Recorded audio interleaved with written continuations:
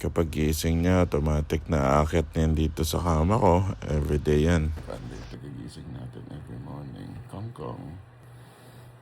Yan si Panda. Pagigising natin every morning.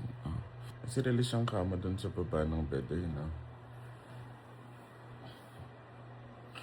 Pero automatic na yan siya kapag morning. Pupunta yan siya dito. Magigising. Ano siya. Relax, relax ka lang mo, baby. Tulog na. Baby, ikaw? Labas na tayo.